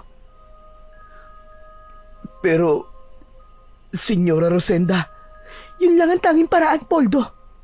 Ang kamatayan ni Artemio ang tanging magpapalaya sa akin at magliligtas sa mga magulang kong ginawa niyang alipin. lalo akong natigilan sa mga sinabi ni Senyora Rosenda. Hindi ako makapaniwala na kampon pala ng kadiliman si Senyor Artemio at tanging kamatayan lamang nito ang paraan upang siya ay magkaroon ng kalayaan. Bigla kong naalala ang mga naramdaman ko at nakita ng nakaraang gabi lamang tungkol sa lumilipad na nilalang, maging ang taong nakita kong nagkukubli sa dilim at biglang nawala. Sabi ng isipan ko ay posibleng si Senyor Artemio yun dahil may lahi itong aswang ayon sa ipinagtapat sa akin ni Senyora Rosenda. Nawalan ka na ng kiburian, Poldo. Ano ba nangyayari sa'yo? Ha? Wala, Senyora. Nakakagulat lang ang mga sinabi niyo sa akin. Gaya ng sinabi ko sa'yo, ang lahat ng yun ay pawang katotohanan. Alam kong mapagkakatiwalaan kita, Poldo. Hindi makakarating sa ibang tao ang mga sinabi ko sa'yo ngayon. Huwag kayong mag-alala, Senyora. Sa atin lang ang mga bagay na yun. Walang ibang pwedeng makaalam. Mapagkakatiwalaan mo ko. Sige, kailangan ko nang umalis. Babalik na ako sa kwarto namin. Mag-iingat po kayo, Senyora. Tungkol sa ipinakikiusap ko sa'yo, Poldo. Wala na akong ibang pwedeng lapitan. Kaya't sana matulungan mo ko. May lungkot na binuksan ni Senyora ang pinto. Nagpalinga-linga pa siya bago pa tuluyang lumabas. Nang makita na walang sino mang tao, ay saka nagmamadaling umalis. Nang makaalis na si Senyora Rosenda, ay tila paulit-ulit kong naririnig sa isipan ko ang kanyang mga sinabi. Dama kong walang halong kasinungalingan yon. Totoong kailangan niya ang tulong ko. Nababakas ko sa kanyang muka ang labis na kalungkutan at hirap ng kalooban. Subalit handa nga ba ako para tulungan siya? Bumalik na ako sa kama upang matulog. Mahaba pa ang magdamag, kaya lamang hindi ako dalawin ng antok. Narinig ko ang tilaok ng manok. May mga manok na alaga sa mansyon dahil doon kinukuha ang mga kinakatay na sariwang karne ng manok. Hindi na ako dinalaw ng antok hanggang sa sumapit na ang pagbubukang liwayway. Kaya naman kinabukasan sa pagtatrabaho ko sa kusina ay napansin ni Manang Marcela na tila matamlay ako at may pagkakataong napapapikit kapag umuupo ako para magpahinga. Sandali nga. Okay ka lang ba, Poldo? Para bang nanlalambot ka? May sakit ka ba? Ha? Wala naman po, Manang. Kanina ko pa kasi napapansin na parang hirap kang kumilos. May iniisip lang po ako, Manang. Ang lolo Silverio mo ba? Kailan ba ang balik niya? Ang sabi po niya hanggang 5 araw lang siya sa aming bahay Sinamantala ng lolo mo na nandito ka para makapag-relax-relax man lang siya. Yung kasi ang lagi niyang hinihiling ang makapagpahinga. Sa palagay ko nga baka hindi na yun bumalik dito. Dahil nahihirapan na rin siya sanhin ng kanyang katandaan. Baka ipaubaya niya na sa'yo ang pagtatrabaho dito sa mansyon. Hindi ko po alam kung ano ba talagang plano ni Lolo. Pero malalaman ko po yan sa darating na araw. Kung babalik pa ba siya o hindi na. Kung hindi man siya bumalik ay ayos lang naman. Dahil nandito ka na. Nakikita ko naman ang trabaho mo. At yung lasa ng mga niluluto mo ay halos katulad din ng luto ni Mang Silverio. Walang pinagkaiba. Mukhang naipasa nga sa'yo ng lolo mo ang husay niya sa pagluluto. Tama po kayo, Manang Marcela. Kaya nga po yung paboritong putahe ni Senyor Artemio ay itinuro niya rin sa akin. Sabi niya ang paborito ni Senyor ay kaldereta, puchero, at special na dinuguan. Kaya nga po pinag-aralan ko maigi. Abay dapat lang. Lalo na kung talagang di na nga babalik dito ang lolo mo. Ikaw na talaga ang may pananagutan para ipaghanda ng paborito niyang pagkain si Senyor. Huwag po kayo mag-alala, Manang. Ako po ang bahala. Pagbubutihan ko po ang trabaho ko dito sa kusina. Lahat po ng itinuro sa akin ni Lolo, yun po ang gagawin ko. Siya nga pala, Poldo. Matanong nga kita. Ano po yun, Manang? Kagabi kasi naisipan kong lumabas ng kwarto. May nakita akong lumabas galing sa tinutuluyan mo. Hindi ko ganong maaninag kung sino. Palibhasa'y gabi na at medyo malabo na rin ang mata ko. Poldo, baka may ginagawa kang kalokohan. Nagpapapasok ka na kung sino sa kwarto mo kapag 10 oras ng gabi. Ha? Si Manang talaga, Kwan po. Ako po yung nakita niyo lumabas ng kwarto. Naisipan ko po lumabas kagabi para magpahangin. Sigurado ka ba? Nagsasabi ka ba ng totoo? Opo, Manang. Nainip po kasi ako kagabi. Lalo na wala naman po akong kasama dahil wala po si Lolo. Kaya yun nga, naisipan ko po lumabas para magpahangin. Saan ka naman nagpunta? Hindi ka naman pwedeng lumabas ng mansyon ng ganong oras. Sa ano po? Sa garden. Doon po ako tumambay. Nag-relax lang po ako doon. Medyo malakas po ang hangin doon kaya doon po ako nagpalipas ng oras. Sana nga ay totoo at sinasabi mong bata ka. Iniisip niyo po ba nagsisinungaling ako, Manang? Abay, malay ko ba? Manang, ako po talaga yung nakita niyo kagabi. Kaya wag na po kayo mag-isip ng kung ano. Pero magpapaalala pa rin ako sa iyo, Poldo. Sabi ko nga sa iyo, dapat kang lumugar sa dapat mong kalagyan. Wag na wag kang gagawa ng anumang bagay na maaari mong ikapahamak. Dahil hindi lang ikaw ang malalagay sa peligro, kundi maging ang lolo Silverio mo. Naiintindihan mo ba? Pagkatapos akong kausapin ni Manang Marcela, muli pa'y pinagsabihan ako bago niya tuluyang iwan. Napaisip din ako na di kaya nakilala niya si Senyora nang lumabas ito galing sa kwarto ko nung nakaraang gabi. Baka gusto lang niya akong huliin. Lalo lang akong nakaramdam ng pagkabahala. Lalo na't hindi ko rin tiyak kung kanino ba higit napapanig si Manang Marcela.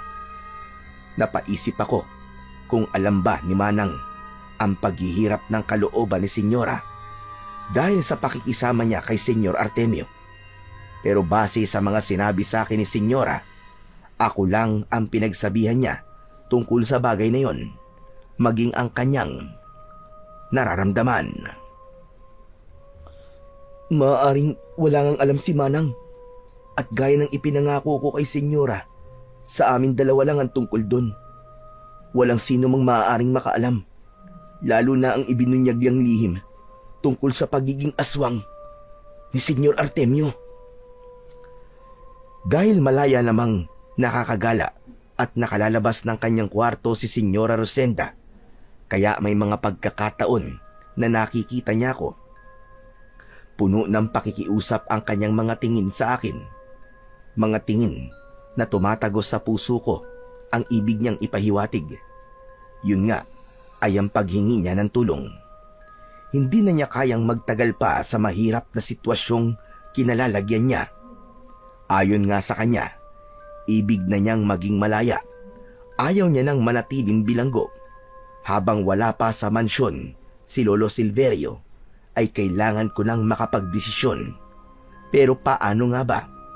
Yun ang tanong ng utak ko.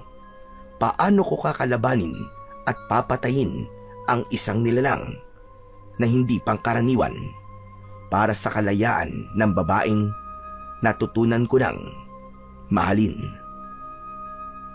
Hanggang ang lihim ni Senyor Artemio ay napatunayan kong merong katotohanan dahil isang gabi ay nakita ko siya sa madilim na bahagi ng mansyon na nag-iisa. Bilog ang buwan ng mga pagkakataong yon. Walang kaalam-alam si Senyor na lihim ko siyang pinagmamasdan. Kaya kitang-kita ko ang pagbabago ng kanyang anyo. Kumulubot at nagkaroon ng balahibo ang kanyang katawan. Nagbago ang anyo ng muka at tinubuan ng pakpak na katulad sa pakpak ng paniki. Dahil sa nakita kong yun, ay nagkaroon ng kasagutan ang tanong sa isip ko. Si Senyor Artemio ngayon, siya ang nilalang na nakita ko. Wala na yung pagdududa pa. Ikinampay na ni Senyor Artemio na sa anyo ng isang aswang ang kanyang malapad na pakpak. Lumipad siya papaitaas, papalabas ng mansyon. Marahil, pupunta siya sa ibang lugar para humanap ng taong kanyang magiging biktima. Isa siyang mayaman, kilala, maimpluwensya at kinaiinggitan ng marami. Subalit sa likod ng mga yon ay nagtatago pala sa kanyang pagkatao ang isang kasamaan, ang pagiging kampon ng dilim na batik sa kanyang pagkatao. Wala na si Senyor Artemio. Ganap na itong nakalayo nang maramdaman ko na may lumapit sa akin galing sa aking likuran. Siguro naman ay naniniwala ka na sa lahat ng sinabi ko sa iyo, Poldo.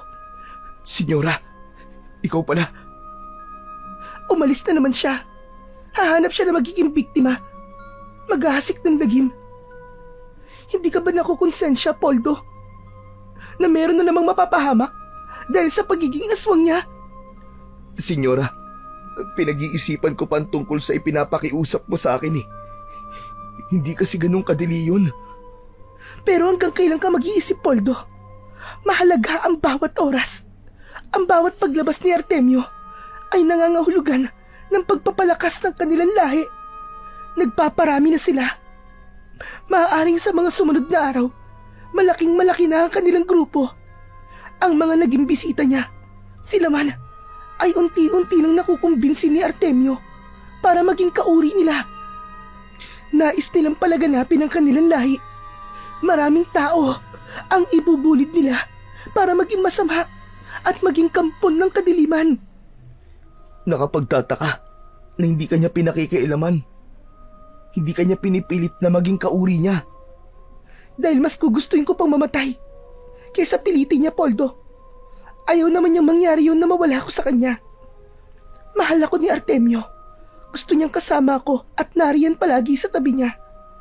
Nagagawa man niya akong saktan dahil yun sa pagsuway ko sa kanya. Pero gusto ko man takasan siya, kaya lang hindi madali. Ang pagtangkaan ng buhay niya, hindi ko rin magawa. Dahil nararamdaman niya ang bawat plano ko. Kaya ibang tao lamang ang maaaring magplano at tumapos sa kanya. Alam mo kung sino yun? At ako yun, senyora.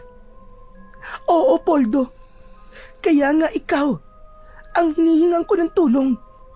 Kaya nga dapat ka nang gumawa ng paraan, Poldo. Para rin ito sa iyong kapwa-tao. Higit ay para sa akin. Kung sa palagay mong mahalaga ako sa iyo, ay gagawa ka ng paraan. Bago pa magbago ang isip niya at tuluyan akong gawing bilanggo at hindi na niya payagang lumabas pa. Minsan pa'y ipinaramdam sa akin ni Senyora ang kanyang kagustuhan na tulungan siya. Nagmamadali na siya. Tumalikod na si Senyora at iniwan akong nag-iisa. Nakita ko, mula sa isang kubling lugar ay lumabas si Ronnie. Gising pa pala ang bata. Lumapit siya sa akin. Kuya Poldo, kausap niyo si Senyora? Kanina ka pa ba, Ronnie? Oo kuya, nagtago lang ako na lumapit sa si Senyora eh. Kaya narinig ko ang mga sinabi niya sa'yo. Alin doon? Basta lahat ng sinabi niya. Humihingi siya sa'yo ng tulong. May ipinapagawa siya sa'yo. Galit ba siya kay Senyor Artemio? Kwan, parang ganun. Ronnie, kung ano man ang narinig mo, wag na wag mong ipapaalam kahit kanino Lalo na yung paghingi ni Senyora ng tulong sa akin. Walang ibang dapat makaalam, kahit pa ang Lola Marcela mo. Bakit? Baka pwede tayong humingi ng tulong kay Lola. Hindi maaari, Ronnie. Mas delikado. Mas magiging magulo. Lalo na't malapit ang lola mo kay Senyor Artemio. Paano kung sabihin ng lola mo, tapos mag-away uli sila Senyor Artemio at Senyora Rosenda? Di ba? Minsan mo na silang narinig na nagtatalo. Oo nga no, baka mapahamak si Senyora. Mabait pa naman siya. Kaya nga, walang dapat makaalam ng mga narinig mo ngayon. Nagpaplano na ako ng dapat gawin ayon sa nais na mangyari ni Senyora. Dapat nang mawala si Senyor Artemio. Kaya lamang, biglang nagbalik sa mansyon si Lolo Silverio. Lalo akong mahihirapang magplano ng dapat kong gawin dahil magtataka si Lolo. Kaya lalo akong nagkaroon ng problema. Naisip ko, kung sasabihin ko kay Lolo, maiintindihan niya kaya ako. Subalit, wala nang ibang paraan. Kaya humanap ako ng tamang pagkakataon para ipaalam kay Lolo Silverio ang lahat ng sinabi sa akin ni Senyora Rosenda. Alam kong mapagkakatiwalaan si Lolo. Kaya niya akong maintindihan. Kaya nang gabi rin yun ay kinausap ko ng sarilinan si Lolo. Buong akala ko ay kokontra si Lolo at hahadlangan niya ang bagay na yon. Subalit mali ako dahil nagpahayag pa siya ng pagsuporta sa akin. Kung ano sa palagay mong tama, Apo, gawin mo. At nandito lang ako. Ha? Ibig niyong sabihin, payag po kayo sa pinaplano ko? Sabi mo nga, di ba? Walang ibang maaasahan si Senyora Rosenda. Opo, Lolo. Pero Lo, ibig po bang sabihin ay okay lang po na mawala po si Senyor? Ang totoo, Apo, matagal ko nang naririnig at nagkakahinala na rin ako sa totoong pagkatao ni Senyor Artemio. Yun nga lang, wala akong makitang katibayan. Pero sabi mo nga, ikaw na mismo, nakita mo ang katotohanan. Isa siyang aswang at naniniwala ako sa iyo, Apo. Pero Lo, hindi ko alam kung anong gagawin ko kung paano ko po sisimulan. Sa bagay na yan, handa kitang tulungan, Apo. Talaga po, Lolo Silverio? Gaya mo, katahimikan at kapayapaan ang gusto ko. Para na rin sa kaligtasan ni Senyora Rosenda at ng iba pang mga tao. Isang lumang bag ang inilabas ni Lolo Silverio. Nakikita ko ang bag na yon sa aming kubo, pero hindi ko pinakikialaman dahil nga sa luma na. Naisip ko na baka lumang gamit lang ni Lolo Silverio ang laman at hindi naman talaga mahalaga. Kinuha ko ito sa kubo. Naisipan kong dalhin dito dahil pakiwari ko'y magagamit natin. Hindi nga ako nagkamali dahil ikaw pala ang gagamit nito, Apo. Ano po ba yan, Lolo? Binuksan ni Lolo Silverio ang lumang bag. Kinuha niya Ang laman nito, isang uri yun ng bato na tila ba kristal. Sinlaki ito ng hulin. Iniabot yun sa akin ni Lolo Silverio. Kunin mo, Apo. Para sa'yo yan. Itago mo at ingatan.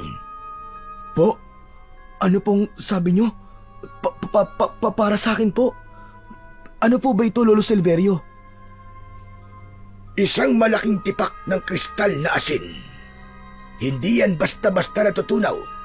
Pero kapag tinikman mo, ay maalat ang lasa.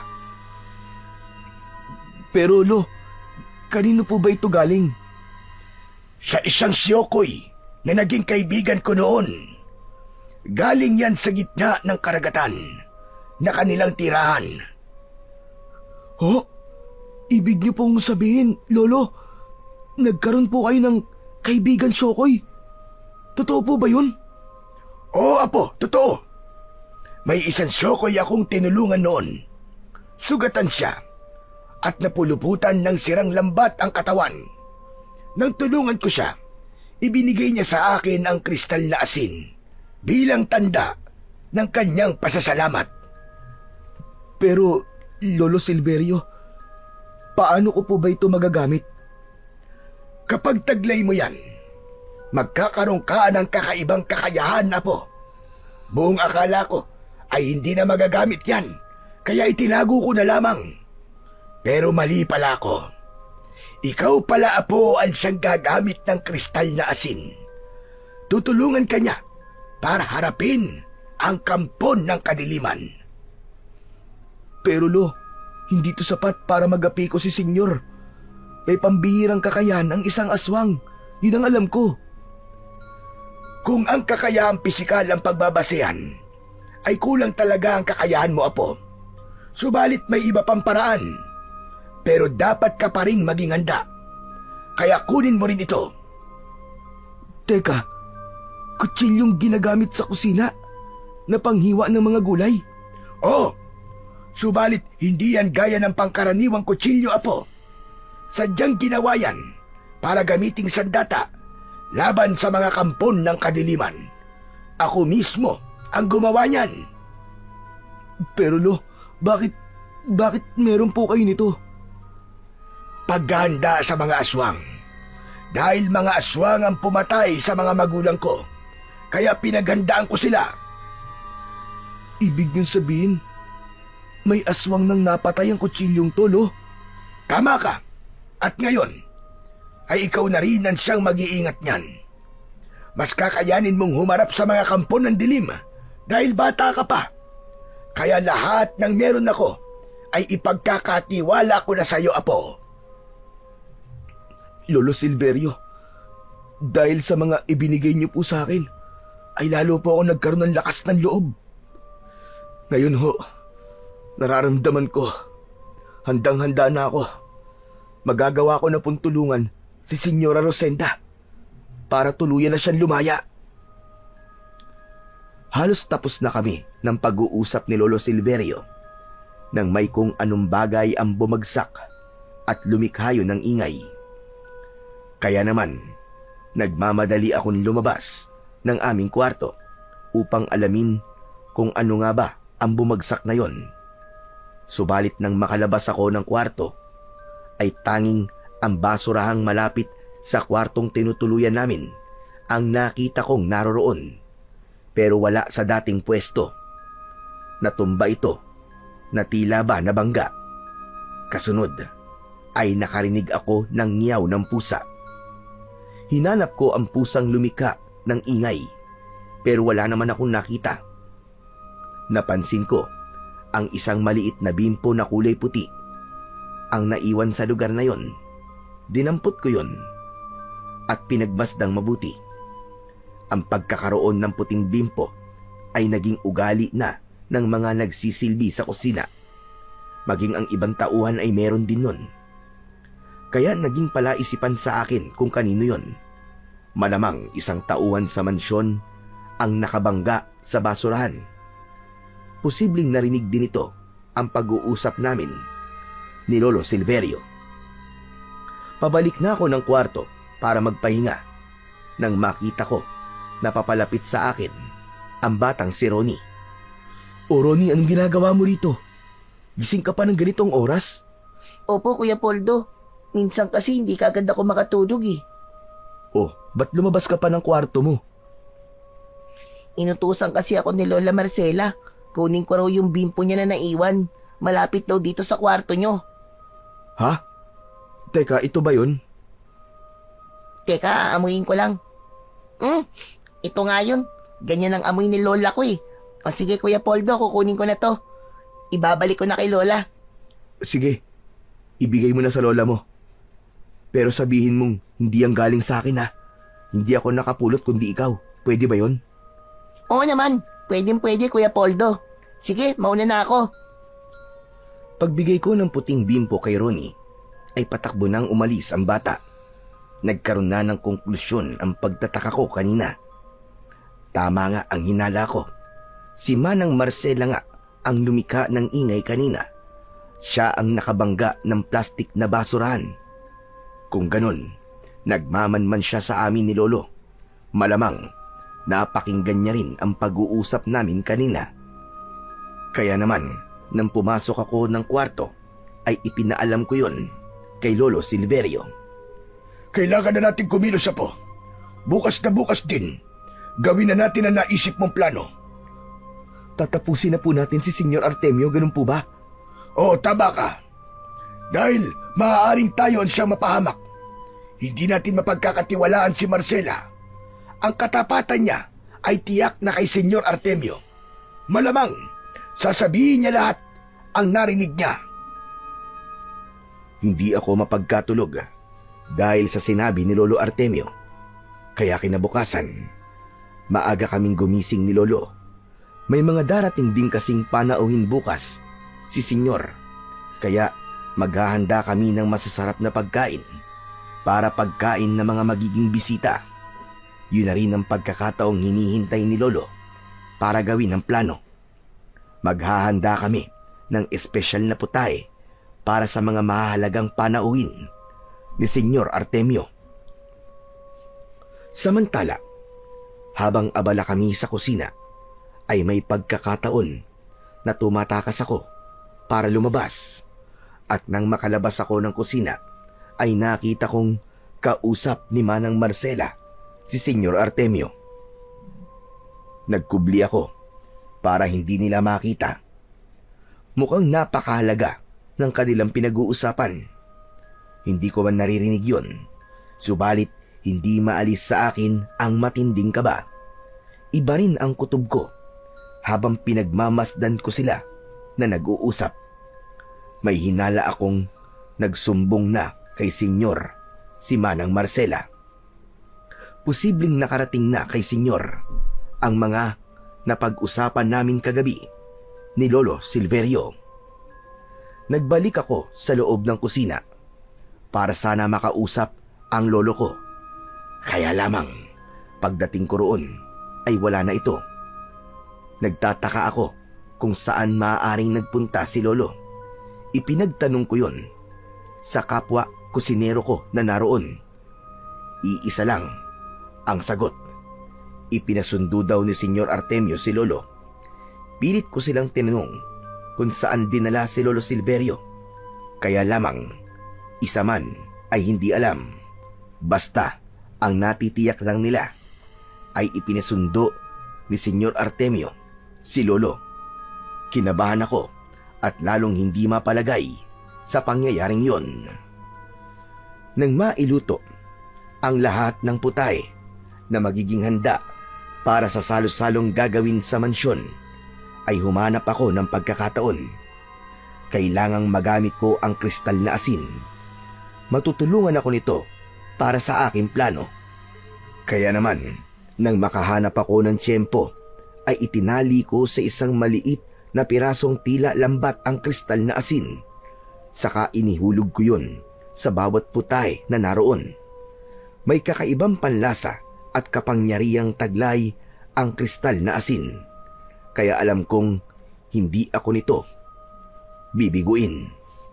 Ayon na rin sa sabi ni Lolo Silverio. Samantala, Nang sumapit na ang gabi, ay nagsidatingan na ang mga importanteng panauhin. Muli ay may mahalaga silang pag-uusapan. Nakita ko si Manang Marcela, kaya agad akong lumapit sa kanya. Tinanong ko kung nasaan ang lolo ko. Aba, bakit sa akin mo itinatanong? Tanungan ba ako ng nawawalang matanda? Manang, alam ko po na may alam kayo. Sirauno ka ba? Paano mo nasabing may alam ako? Kanina ko pang hinahanap ang lolo mo. Sabi ng ibang kusinero, ipinatawag daw ni senyor. Pero alam ko nandito lang siya sa loob ng mansyon. Dahil hindi naman siya lumalabas ng bahay eh. Pero hindi ko alam. Kaya wag mo akong abalahin, Poldo. Marami pa akong gagawin. Nang wala na si Manang Marcela, ay lumapit sa akin si Ronnie. Meron daw siyang gustong sabihin. Ano ba yun, Ronnie? Ano sasabihin mo? Kuya Poldo, hinahanap mo ba ang lolo mo? Ha? Oo. Nasaan ba siya? Alam mo ba kung nasan siya? Tumango lamang si Ronnie at hinawakan ng braso ko para isama ako kung saan ko makikita si Lolo Silverio. Isang nakasaradong kwarto sa bodega ang pinagdalhan sa akin ni Ronnie. Ayon sa bata, ay isang tauhan sa mansyon ang nagdala roon kay Lolo Silverio. Kaya nagpasalamat na lamang ako kay Ronnie. Agad ko na ring sinabihan na umalis na siya para hindi na siya madamay pa. Kumatok ako sa kwartong yun at sa malakas na boses ay ipinaalam ko kay Lolo Silverio na naroon ako sa bodega. Nalaman ko sa pag-uusap namin ni Lolo na utos ni Senyor Artemio na ikulong siya roon. Nakarating na kay Senyor ang aming plano. Hindi ako maaaring magkamali. Si Manang Marcela, siya ang nagsabi noon kay Senyor Artemio. Subalit ang ipinagtataka ko ay bakit si Lolo Silverio lamang ang ikinulong sa bodega at hindi ako isinama. Maaaring may ibang plano sa akin si Senyor at yun ang ikinakabahala ko. Papalabas na ako ng bodega nang makasalubong ko si Senyora Rosenda. Kaya laking gulat ko at pagtataka. Senyora Rosenda, ba't po kayo nandito? Nakita kong pumasok ka rito sa bodega, kaya sumunod ako. Naku, baka hanapin ka ni Senyor. Abala na siya sa pagharap sa kanyang mga bisita, kaya hindi niya ako hahanapin. May inihanda siyang salo-salo sa mga bisita, di ba? Hindi lang isang salo-salo ang kanilang gagawin, kundi may gagawin din silang seremonyas. Ano? Seremonyas? Oo, Poldo. Narinig ko ang pakikipag-usap niya sa ilang kasama niya habang kausap sa telepono. Nagawa ko silang pakinggan nang hindi alam ni Artemio. Kung ganun, anong pinag-usapan nila? Ang binubuo nilang samahan para sa mga kauri niyang aswang.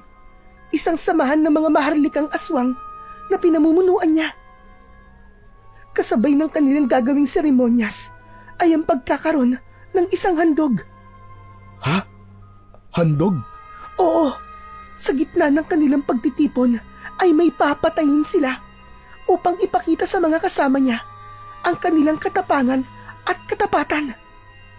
Ang dugo ng kanilang magiging handog ay gagamitin nila upang ipahid sa kanilang katawan dahil magbibigay daw yun ng panibagong lakas at kapangyarihan mula sa kadiliman. Anak ng kuneho, si Lolo Silverio. Ipinakulong niya. Di kaya siya ang gagawin nilang handog? Hindi ko alam, Poldo.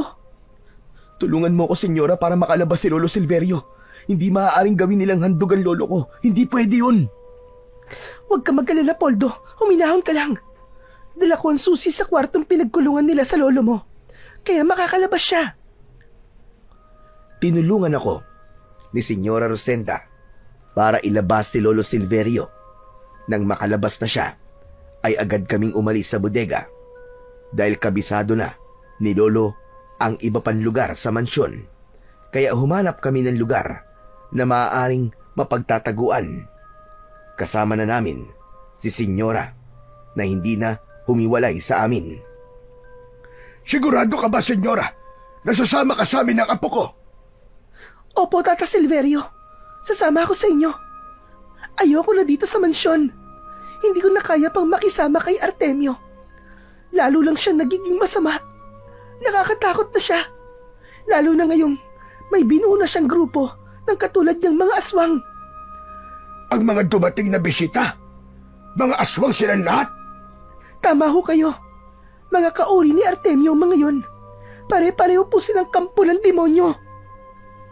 Senyora, mas maigi siguro kung sumama ka kay Lolo. Siya na ang bahala sa'yo. Bakit apo? Ano bang gagawin mo? Wala na po tayong panahon, Lolo. Ito na po ang tamang sandali para lipulin ang mga aswang. Lalo na si Senyor Artemio. Kailangan ko nang gawin ang ipinangako ko sa inyo, Senyora, para ganap na po kayo makalaya. Maraming salamat, Poldo. Ngunit ang tanging magagawa ko lang ay ang ipagdasal ka para tulungan at gabayan ka. Apo, ang kristal na asin, huwag mong kalilimutan.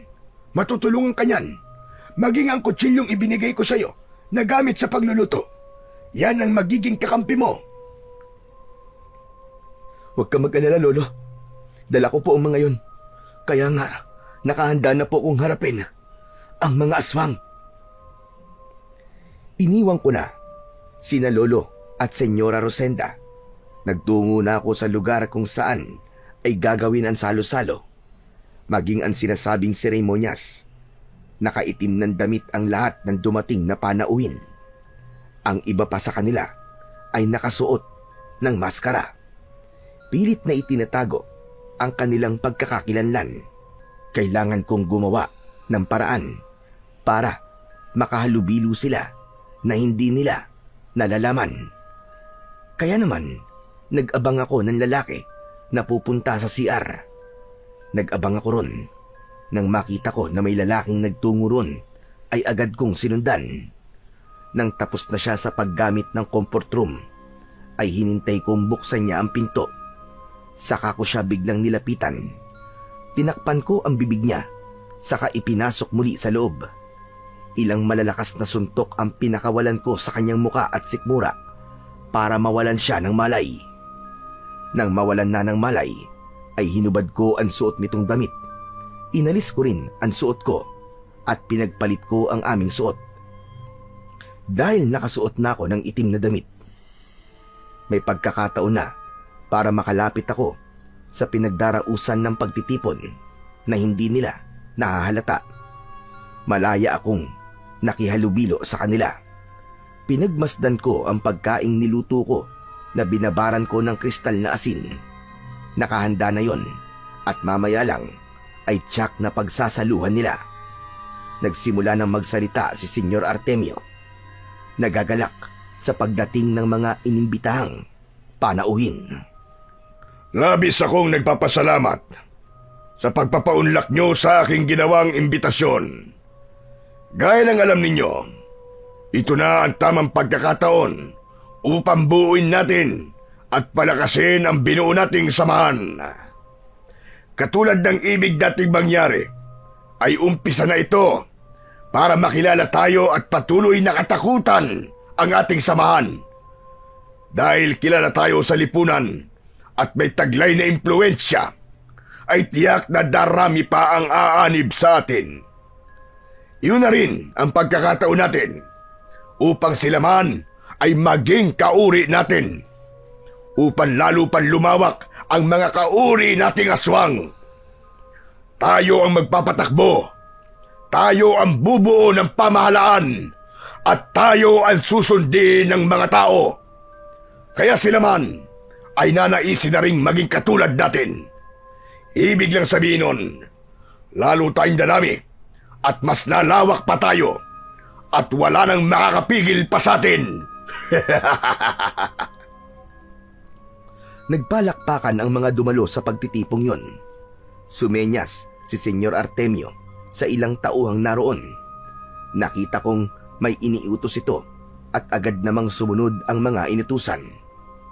Maya-maya lang ay nagbalik ang mga ito na may tulak-tulak na isang bagay na natatakpan ng itim na tela at inilagay yon sa tabi ni Senyor Artemio. Subalit hindi pa yon ipinapakita, kundi inanunsyo na ni Senyor Artemio na kailangang kumain muna sila at pagsaluhan ang espesyal na pagkaing inihanda. Sige mga kasama, magpakabusog kayo dahil sadyang para sa inyo ang pagkaing ipinahanda ko. Mamaya lang, pagkatapos ninyong kumain, ay makikita nyo ang aking inihandang handog. Mula sa dugo ng ating handog ay mabubuo na ang matatag nating ugnayan para sa ating samahan. Dahil sa dugo niyang ipapahid natin sa ating katawan na sisimbolo ng ating pagiging isa. Upang hindi makahalata na hindi nila ako kasama, ay kumuha rin ako ng pagkain. Subalit hindi ko yun tinikman. Nakita ko rin si Senyor Artemio na hindi tumikim ng pagkain, kundi panayang inom lang nito ng alak hanggang sa natapos ang pagkain ng mga panauhin. Yun na ang takdang oras para sa kanilang handog. Isang mahaba at matulis na kutsilyo ang ibinigay ng isang lalaki kay Senyor Artemio. Mga kasama, heto na ang hinihintay nating sandali. Oras na para sa ating handog upang maipahid na ang dugo niya sa ating katawan. Inalis na ni Artemio ang nakatakip na itim na tela sa kanilang magiging handog. Hindi ako makapaniwala nang makita ko kung sino ang kanilang magiging handog. Nakaupo sa isang bilog na kahoy at nakagapos ang mga kamay at paa ni Senyora Rosenda. May takip din ang kanyang bibig. Ganun na lang din ang pagtataka ng mga panauhin. Bakit mga kasama? Nagulat ba kayo na si Rosenda ang aking gagawing handog? Dapat lamang yon dahil sinira niya ang pagtitiwala ko sa kanya. Hindi ko kailangan ng isang traidor at pinag-iisipan akong ipapatay. Pero bago pa mangyari yon, ay mauuna na siya. Kaya ngayon na ang araw na yon. Ang babaeng aking minahal, siya ang magiging handog natin. Itinaas na ni Artemio ang mahaba at matulis na punyal upang isaksak sa katawan ni Senyora Rosenda. Kaya lamang ay halos sabay-sabay na nagsigawan ang mga panauhin na nasa harapan ni Senyor Artemio. Hawak nila ang kanilang mga leeg at bumubulayon, kasabay ng pagkataranta ng mga panauhin, at pagbula ng kanilang mga bibig ay nagbago rin ang mga anyo nila. Kitang-kita ko ang pagiging aswang ng mga ito. Hindi naman naituloy ni Senyor Artemio ang pagsaksak sa nakataling si Senyora Rosenda dahil sa pagtataka kung bakit nangyari yun sa kanyang mga bisita. Lumayo ako sa mga panauhin na naging aswang dahil kailangan kong makalapit kay Senyor Artemio. Siya ang nararapat kong puntiryahin. Ang pagbula at pagkalason ng mga panauhin ni Senyor Artemio ay dahil yun sa kristal na asin. Mabisa ang epekto ng mutya na yun na ibinigay sa akin ni Lolo Silverio. Dahil sa nangyayaring kaguluhan ay nakita ko rin ang pagbabago ng anyo ni Senyor Artemio. Naging isa siyang nakakatakot na aswang, isang halimaw na handang pumatay. Kung sino man ang may kagagawa ng kaguluhang ito, hindi ko mapapalampas. Alam ko nandito ka pa sa loob ng mansyon, kaya pagbabayaran mo ang ginawa mong ito. Hindi ka makapagtatago. Pagkatapos sabihin yun ni Senyor Artemio, ay lumabas ako. Hindi mo na ako kailangan hanapin pa, Senyor Artemio! Andito na ako sa harap mo! Hayop ka! Ikaw pala ang may kagagawa ng lahat ng ito! Oo! Dahil kailangan ng tapusin ang kasamaan mo! Ikaw rin pala ang dahilan kung bakit nagkaroon ng lakas ng loob si Rosenda para suwayin ako at pagplanuhan ng hindi maganda. Pangas ka! Ikaw na apo ni Tata Silverio! Pagbabayaran mo ang ginawa mong ito! Tama na, Satsat! Hindi ako natatakot sa'yo! Umpisa na natin! Agad kong inilabas ang hawak kong kutsilyo. Handa na akong lumaban ng sabayan sa kanya. Patay na kung patay. Ang lakas naman ang loob mo. Hindi ka naaabutan pa ng umaga. Nilason mo mga kauri ko. Sinira mo mga plano ko. Kaya pagbabayaran mo ang lahat ng ginawa mong ito. Magbabayad ka! Galit na galit at puro ungol ang ginawa ni Senyor Artemio na nasa anyo ng isang halimaw. Nakabuka ang bibig nito, kaya kitang-kita ang matutulis at malalaking pangil. Sige lang, senyor! Sumigaw ka pa! Umatungal ka pa! Sa palagay ko'y hindi ko na kailangan pa ang hawak kong patalim. Mapapatay kita na hindi ko kailangan magpakapagod at magpakahirap. Habang umaatungal ang halimaw, ay kinuha ko at hinawakan ng maigpit ang kristal na asin na ibinigay sa akin ng lolo ko. Kumuha ako ng magandang tiyempo. Kailangang hindi ako magkamali, kaya kinalkula ko ang layo ko sa umaatungal na halimaw. At buong lakas kong ibinato sa kanya ang kristal na asin. Tiniyak kong masushoot yun sa nakabuka niyang bibig. Yun! Sakto! 3 points! Tuloy-tuloy na pumasok yun sa katawan ng halimaw na si Senyor Artemio. Hinawakan pa nito ang leeg na tila ba nabubulunan. Maya-maya lamang ay bumubula na ang bibig nito. Hirap ng huminga hanggang sa tuluyang mabuwal at malagutan na ng hininga. Nalason siya ng kristal na pumasok sa katawan niya. Agad ko nang nilapitan si Senyora Rosenda at kinalagan ang tali. Ganun na lamang ang pagpapasalamat niya sa akin dahil alam niyang malaya na siya at hindi na bilanggo sa kasamaan ni Senyor Artemio.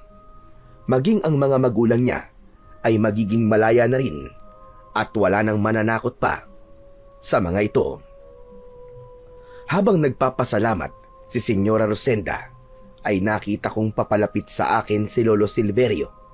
Kasama nito si Ronnie na umiiyak. Sinabi sa akin ni Lolo Silverio na ang pag-iyak ni Ronnie ay dahil sa pagkamatay ng kanyang lola Marcela. Kumain din pala ito ng pagkaing niluto ko. Yun nga lang, isa rin palang aswang ang matandang babae. Kauri din siya ni Senyor Artemio. Kaya naman, nagkaroon din sa kanya ng masamang epekto ang pagkain. Nalason din siya. Sa pagkamatay ni Senyor Artemio at pagkalipol sa mga aswang, ay ganap na ring nabuwag ang samahan na kanilang binuo. Minsan pa'y nahadlangan ang kasamaang gustong palaganapin ng mga kampon ng kadiliman. Laging gumagawa ng paraan ang kasamaan upang maraming taong ipahamak. Kaya tayo naman ay huwag pumayag na gamitin nila para ibulid sa kapahamakan.